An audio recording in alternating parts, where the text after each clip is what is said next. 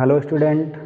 आज हम बात करेंगे बफर सॉल्यूशंस के बारे में कि बफर सॉल्यूशन क्या होते हैं। हमने देखा सॉल्यूशन जो होते हैं या तो एसिडिक होते हैं या तो बेसिक होते हैं। एसिडिक सॉल्यूशंस ऐसे होते हैं जिनका पीएच 7 से कम होता है, वो एसिडिक होते हैं। जिनका पीएच 7 से अधिक होता है, 14 के बीच में, 7 और 14 के बीच में होता है, उनको हम बोलते हैं बेसिक सॉल्यूशन। बफर सॉल्यूशंस क्या होते हैं? बफर सॉल्यूशंस ऐसे एजेंट होते हैं या ऐसे सॉल्यूशंस होते हैं जो मिक्सचर ऑफ एसिड और बेस होते हैं, जिसमें एसिडिक कंटेंट भी रहता है और बेसिक कंटेंट भी रहता है, उसको बोलते हैं बफर सॉल्यूशन। और बफर सॉल्यूशंस में अगर कोई बाहरी एसिड या फिर बेस कम मात्रा में मिलाया जाता है तो उसके पीएच में कोई चेंज नहीं आता है। या फिर कोई भी सिस्टम है, इंडस्ट्री में कोई दवा बन रही है या फिर कोई भी आपका बायोलॉजिकल सिस्टम ही ले लीजिए, तो किसी भी सिस्टम का, किसी भी सॉल्यूशन का अगर मेंटेन करना है आपको पीएच, उसके पीएच को एक नियमित स्केल पे रखना है कि उसका पीएच ना बढ़ने पाए ना घटने पाए, तो बफर सॉल्यूशंस का यूज किया जाता है। बफर सॉल्यूशंस ऐसे सॉल्यूशंस होते हैं जो पीएच चेंज को रोकते हैं अगर उसमें स्मॉल अमाउंट में कोई भी एसिड या फिर बेस ऐड किया जाता है। तो बफर सॉल्यूशंस की डेफिनेशन अगर देखा जाए तो the solutions which resist to change in pH even addition of small amount of acid और base due to its reserve acidity और बेसिसिटी। क्यों? ऐसा सॉल्यूशन जो अगर उसमें कोई भी एसिड या फिर बेस को ऐड करेंगे तो वो पीएच को चेंज नहीं होने देगा, क्योंकि उसमें पहले से ही एसिडिटी और बेसिसिटी रिजर्व होती है, जो क्या करती है, उस ऐड किए गए एसिड को या फिर बेस को न्यूट्रल कर देती है और पीएच को मेंटेन किए रहती है। तो बफर सॉल्यूशंस ऐसे सॉल्यूशंस होते हैं जो पीएच चेंज को रोकते हैं अगर उसमें कोई स्मॉल अमाउंट में एसिड या फिर बेस को ऐड किया जाता है। जैसे मान लीजिए आपका अमोनियम एसीटेट का एक सोल्यूशन है CH3COO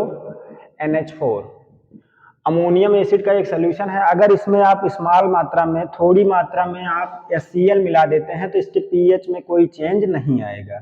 ये क्या करेगा, आपके उस क्लोराइड आयन से अटैच होगा और उस एसिड को न्यूट्रल कर देगा, इसके पीएच में कोई चेंज नहीं आएगा। अगर इसका मान लीजिए पीएच 7 है, इसका पीएच जो है 7 है, तो आप इसमें कोई स्मॉल अमाउंट में HCl मिला रहे हैं तो इसके पीएच में कोई चेंज नहीं आएगा, क्योंकि ये आपका एज ए बफर काम करेगा। तो बफर सॉल्यूशंस ऐसे सॉल्यूशंस होते हैं जो पीएच चेंज को रोकते हैं, बफर सॉल्यूशन कहलाते हैं अगर उसमें स्मॉल अमाउंट में एसिड या फिर बेस को ऐड किया जाता है। उसकी एक कैपेसिटी होती है जो पीएच को चेंज नहीं होने देती है।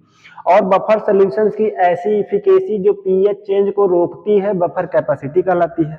The efficacy of buffer solution to resist in change of pH even addition of small amount of acid और base are called buffer capacity.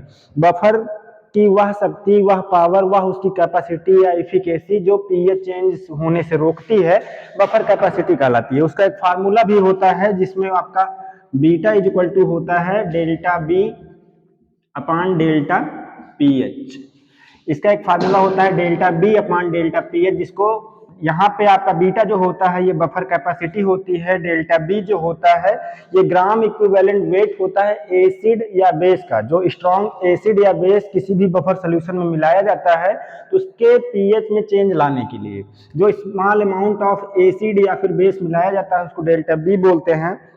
और डेल्टा पीएच जो होता है ये पीएच चेंज होता है। अगर किसी भी सोल्यूशन में स्ट्रॉन्ग एसिड या फिर बेस मिलाते हैं तो उसके पीएच में जो थोड़ा सा चेंज आता है उसको हम बोलेंगे डेल्टा पी। और यहाँ पे जो आपका बीटा होता है ये इंडिकेट करता है बफर कैपेसिटी को। तो बफर कैपेसिटी क्या होती है? The efficacy of buffer solution to resist in change of pH even addition of small amount of acid और base are called buffer capacity. Buffer की एक ऐसी कैपेसिटी जो पीएच चेंज को रोकती है, बफर कैपेसिटी कहलाती है। अगर टाइप्स की बात किया जाए तो बफर सोल्यूशन जो होते हैं वो मेनली दो टाइप के होते हैं। बफर सोल्यूशन दो टाइप के होते हैं। पहला आपका होता है acidic buffer. Acidic buffer, acidic buffers क्या होते हैं? एसिडिक बफर्स ऐसे एसिड और बेस के मिक्सचर होते हैं जिनका पीएच जो होता है थोड़ा सा एसिडिक होता है। तो अगर इसको डिफाइन करना है तो एसिडिक बफर्स क्या होता है? Acidic buffers are the mixture of weak acid and its salt with strong base. ऐसा वीक एसिड जिसका साल्ट जो होता है आपके स्ट्रॉन्ग बेस के साथ प्रेजेंट होता है, वो मिक्सचर आपका एसिडिक बफर कहलाता है।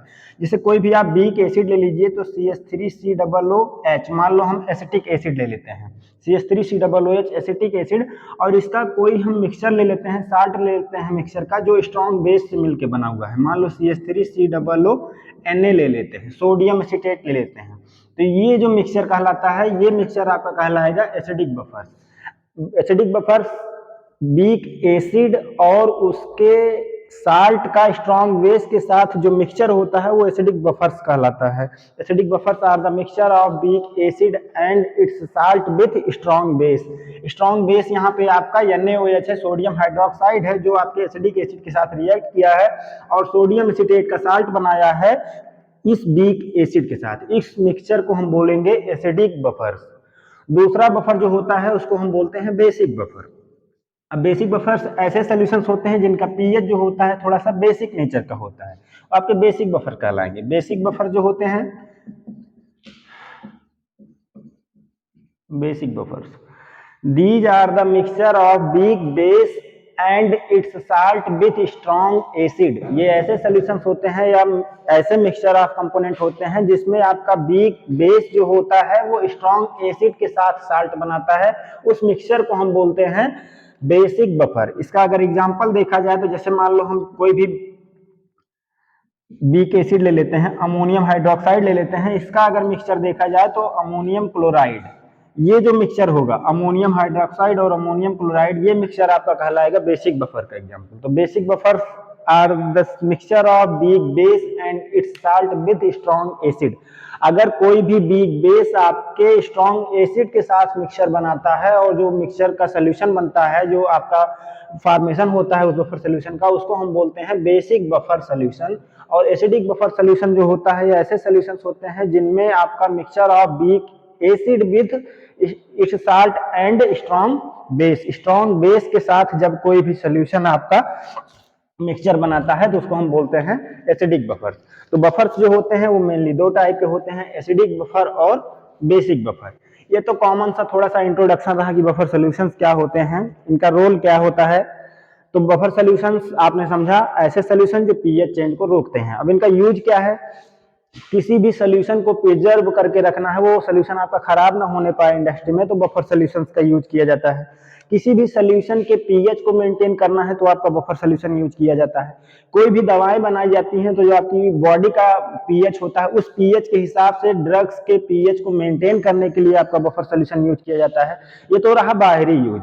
लेकिन जो आपकी ह्यूमन बॉडी है इसमें भी अलग अलग ऑर्गन्स के अलग अलग सिस्टम के अलग अलग पीएच होते हैं। जैसे स्टमक का पीएच एसिडिक होता है, इंटेस्टाइन का पीएच बेसिक होता है। तो आपकी बॉडी में भी बफर्स पाए जाते हैं जो आपकी बॉडी में एसिडिटी या फिर बेसिसिटी के पीएच को मेंटेन करते हैं। इसका मतलब आपकी बॉडी में एसिड और बेस के बैलेंस को जो बनाए रखते हैं वो बफर सॉल्यूशन के बारे में हम बात करेंगे। तो ऐसे सॉल्यूशन जो आपकी बॉडी में एसिड बेस बैलेंस को मेंटेन करते हैं, एसिड बेस बैलेंस को मेंटेन करते हैं, उन बफर्स की हम बात करेंगे। तो एसिड बेस बैलेंस की अगर बात किया जाए तो इसका 3 मैकेनिज्म होता है आपकी बॉडी में। पहला होता है रीनल रेगुलेशन। रीनल रेगुलेशन एक ऐसा रेगुलेशन होता है जिसमें किडनी आपकी जो होती है यूरिन के फॉर्मेशन के लिए रिस्पॉन्सिबल होती है। और किडनी जो है आपकी बॉडी में अगर एक्सेस अमाउंट में कोई भी बेस प्रेजेंट होता है, जैसे मान लो बेसिक कंटेंट अगर आपकी बॉडी में ज्यादा प्रेजेंट है, तो किडनी क्या करती है, प्रोटीन की मेटाबॉलिज्म की हेल्प से अमीनो एसिड्स जो होते हैं उसमें प्रोटीन को मेटाबोलाइज करती है, क्योंकि प्रोटीन जो होते हैं अमीनो एसिड की लंबी चेन होती है, तो उसमें से क्या करती है, प्रोटीन को मेटाबोलाइज कर देती है और उसका जो NH मतलब एमीन ग्रुप होता है उसको अमोनिया के फॉर्म में बॉडी से बाहर कर देती है।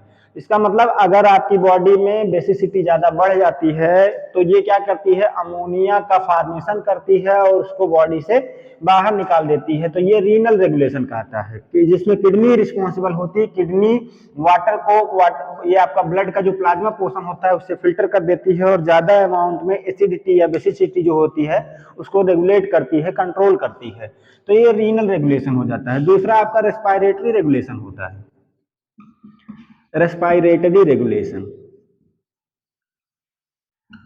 रेस्पायरेटरी रेगुलेशन में क्या होगा, जब रेस्पायरेशन आपका डिक्रीज हो जाएगा, कम हो जाएगा रेस्पायरेशन, तो आपके ब्लड में या आपकी बॉडी के अंदर CO2 की मात्रा बढ़ने लगती है, कार्बन डाइऑक्साइड की मात्रा बढ़ने लगती है, और ब्लड के प्लाज्मा में आपका वाटर प्रेजेंट होता है, H2O प्रेजेंट होता है।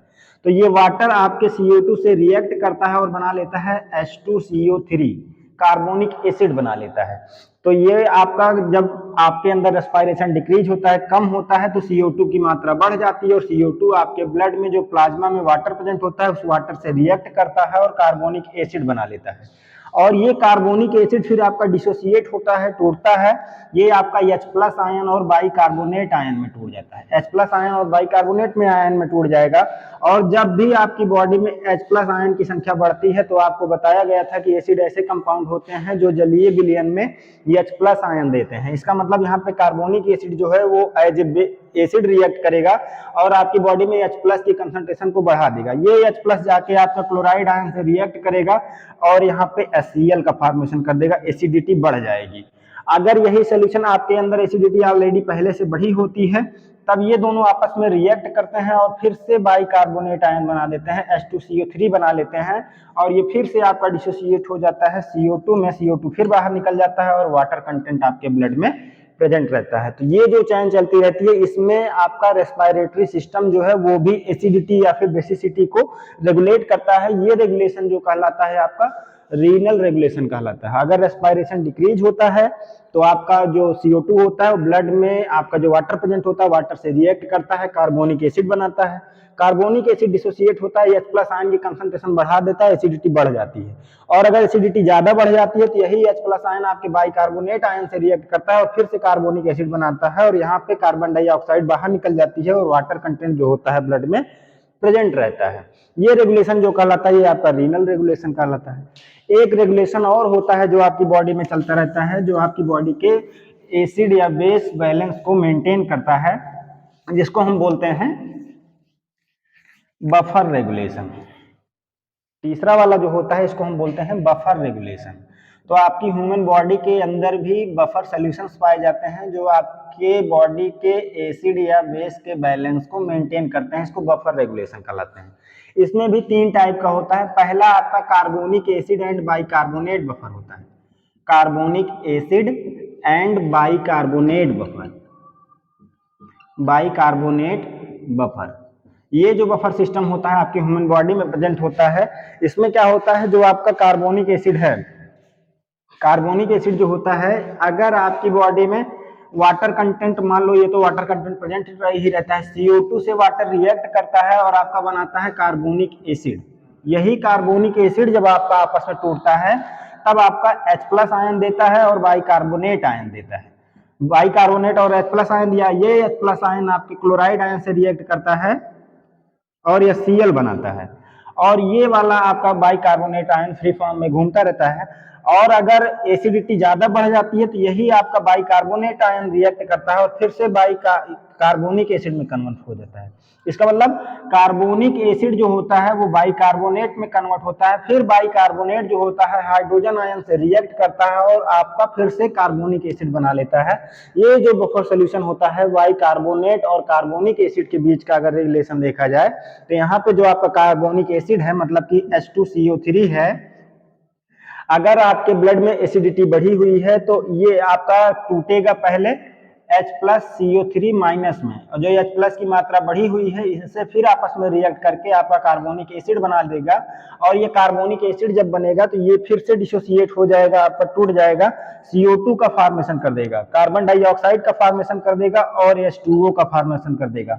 वाटर और CO2 में टूट जाएगी, ये CO2 जो होगा आपका गैस के रूप में बॉडी से बाहर हो जाता है।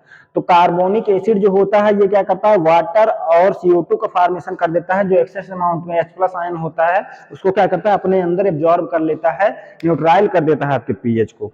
तो ये रेगुलेशन जो होता है carbonic acid and bicarbonate buffer system के अंतर्गत आता है। और एक बफर सिस्टम होता है आपकी बॉडी में जिसको हम बोलते हैं फास्फेट बफर सिस्टम। दूसरा बफर सिस्टम जो आपकी बॉडी में चलता रहता है जिसको हम बोलते हैं फास्फेट बफर सिस्टम, जिसमें आपका फास्फेट आयन जो होता है, सोडियम फास्फेट,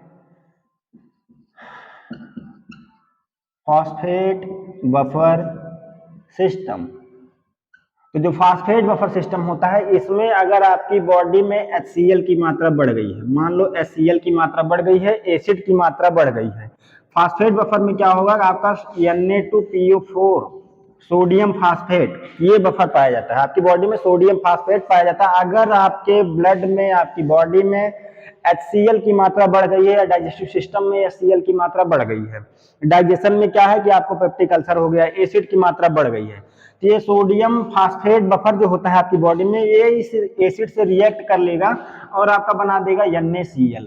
NaCl बना देगा। यहाँ से एक Na जो होता है वो टूटता है और क्लोराइड आयन से रिएक्ट करता है, NaCl बना देगा। और इसका जो H होता है जाके इस एक आपका जो यहाँ पे सोडियम बचा हुआ उससे बाइंड करता है और आपका यहाँ पे बना लेता है NaHPO4। NaHPO4 बनाता है। इसका मतलब सोडियम फास्फेट जो होता है, ये सोडियम फॉस्फेट आपका जाके रिएक्ट करता है इस HCl के साथ और आपका साल्ट बना लेता है सोडियम क्लोराइड का। सोडियम क्लोराइड का साल्ट बनाएगा, एसिडिटी डिक्रीज हो जाएगी और सोडियम फास्फेट जो होता है ये सोडियम बाईफास्फेट में कन्वर्ट हो जाता है, सोडियम बाईफास्फेट में कन्वर्ट हो जाता है। ठीक, तो ये आपका बफर सिस्टम जो आपकी बॉडी में पाया जाता है, इसको हम बोलते हैं फास्फेट बफर सिस्टम। अगर आपकी बॉडी में फास्फेट, ये मान लो बेसिक कंटेंट ज्यादा इकट्ठा हो जाता है, बेस आपकी बॉडी में ज्यादा बनने लगे, मतलब कि NaOH आपकी बॉडी में बढ़ जाए, मतलब सोडियम हाइड्रोक्साइड की कंसंट्रेशन इंक्रीज हो जाए, बेसिक कंटेंट ज्यादा हो जाए, तो यहाँ पे जो आपका सोडियम बाईफास्फेट है, ये सोडियम बाईफास्फेट मतलब NaHPO4, सोडियम बाईफास्फेट इस बेस के साथ रिएक्ट कर जाएगा, इस बेस के साथ रिएक्ट करेगा और आपका फिर से सोडियम फास्फेट बन जाएगा, Na2PO4 बना लेगा, फिर से आपका सोडियम फास्फेट बन जाएगा और यहाँ से OH और यहाँ से एक H बाहर निकल जाएगा H2O के फॉर्म में। इसका मतलब यहाँ पे जो फास्फेट आयन होता है या फास्फेट बफर होता है, सोडियम फास्फेट बफर, अगर एसिड की मात्रा बढ़ती है तो सोडियम क्लोराइड का फॉर्मेशन कर देगा और आपका NaH सोडियम बाईफास्फोनेट बनाएगा। लेकिन अगर बेसिक कंटेंट ज्यादा बढ़ता है तो यही सोडियम बाईफास्फोनेट आयन आपके NaOH से रिएक्ट करेगा और यहाँ से Na जाके इससे अटैच हो जाएगा, बाइंड हो जाएगा और यहाँ का OH जो है इस हाइड्रोजन के साथ निकल जाएगा, वाटर कंटेंट आपका बाहर हो जाएगा और Na2PO4, इसका मतलब सोडियम फास्फेट फिर से आपकी बॉडी में बन जाते हैं। ये जो रेगुलेशन होता है ये आपका फास्फेट बफर सिस्टम कहलाता है। बफर सिस्टम में हम या बफर रेगुलेशन में दो चीजें पढ़ चुके हैं, एक आपका पढ़े carbonic acid and bicarbonate buffer system, दूसरा हम पढ़े फॉस्फेट बफर सिस्टम और लास्ट आपका एक तीसरा सिस्टम होता है जिसको हम बोलते हैं protein buffer system. Protein buffer system, protein buffer system जो होता है जिसमें आपकी प्रोटीन्स जो होती हैं ये कार्बोनिक एसिड और ये आपका मतलब कार्बोनिक आयन और एमीन्स की एक लंबी चेन होती है। मान लो हम छोटा सा फ्रेगमेंट बनाते हैं प्रोटीन का, COOH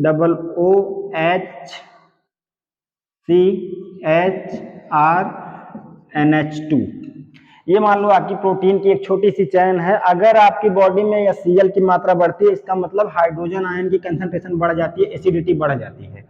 तो यहाँ का जो एमीन ग्रुप होता है इस हाइड्रोजन आयन को एक्सेप्ट कर लेता है, इसका प्रोटॉन जो है एक्सेप्ट कर लेता है, ये एज ए ब्रॉन्स्टेड बेस काम करता है।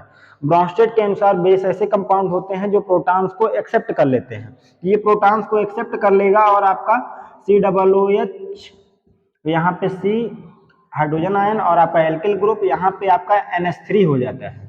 ये जो NH2 है हाइड्रोजन आयन को अपने में एब्जॉर्ब कर लेता है, एक्सेप्ट कर लेता है और ये आपका NH2 की जगह NH3 हो जाता है। तो ये आपका जो प्रोटीन्स होता है ये प्रोटीन बफर सिस्टम कहलाएगा। लेकिन अगर आपकी बॉडी में मान लो एसिडिटी की कमी हो जाए, एसिड की कमी हो जाए, इसकी कंसंट्रेशन बढ़े ना, इसकी कंसंट्रेशन घट जाए, कम हो जाए, तब आपका क्या होता है, यहाँ से जो आपका एसीटेट आयन है मतलब COOH जो कार्बोक्सिलिक आयन है, कार्बोक्सिलिक ग्रुप जो आपका प्रेजेंट है, ये क्या करता है हाइड्रोजन को डोनेट कर देता है, ये एज एक ब्रॉन्स्टेड एसिड काम करता है और क्या करेगा आपका यहाँ पे एसीटेट आयन जो है वो बाहर निकल जाएगा, इस C और R आपका H ये तो लगा ही रहेगा, NH2 यहाँ से हाइड्रोजन आयन बाहर निकल जाएगा और H+ आयन की कंसंट्रेशन इंक्रीज हो जाती है। इसका मतलब प्रोटीन्स जो आपकी बॉडी में पाए जाते हैं वो भी एज ए बफर काम करते हैं। वो अगर प्रोटॉन्स की कंसंट्रेशन कमी हो गई है, इसका मतलब एसिडिटी कम हो गई है, तो वो एज ए ब्रोंस्टेड एसिड काम करेंगे और प्रोटॉन को डोनेट कर देंगे, हाइड्रोजन आयन की कंसंट्रेशन को इंक्रीज कर देंगे। अगर आपकी बॉडी में एसिडिटी पहले से बढ़ी हुई है तो ये ब्रोंस्टेड बेस की तरीके से काम करेंगे और क्या करेंगे, H+ आयन को अपने में एब्जॉर्ब कर लेंगे, उससे बाइंड कर लेंगे और H+ आयन की कंसंट्रेशन को डिक्रीज कर देते हैं। तो 3 टाइप का आपका एसिड बेस का रेगुलेशन आपकी बॉडी में होता है। पहला आपका रीनल रेगुलेशन, दूसरा आपका रेस्पिरेटरी रेगुलेशन, तीसरा आपका बफर रेगुलेशन। और बफर रेगुलेशन भी जो होता है वो 3 टाइप का होता है, कार्बोनिक एसिड बफर सिस्टम और बाइकार्बोनेट बफर सिस्टम और आपका फास्फेट बफर सिस्टम और तीसरा है आपका प्रोटीन बफर सिस्टम। तो बफर सोल्यूशन जरूरी नहीं कि आपकी इंडस्ट्री में ही यूज हो, आपकी ह्यूमन बॉडी के अंदर भी बफर सिस्टम चलता रहता है जो आपकी बॉडी में एसिड या बेस के बैलेंस को रेगुलेट करता है, मेंटेन करता है, बफर सिस्टम कहलाता है। और बफर सोल्यूशंस ऐसे सोल्यूशंस होते हैं जो पीएच चेंज को रोकते हैं अगर स्मॉल अमाउंट में एसिड या बेस आपका मिलाया जाता है, बफर सोल्यूशंस कहलाते हैं। कैसा लगा वीडियो? आई होप वीडियो अच्छा लगा होगा। मिलते हैं अगले वीडियो में। Thank you.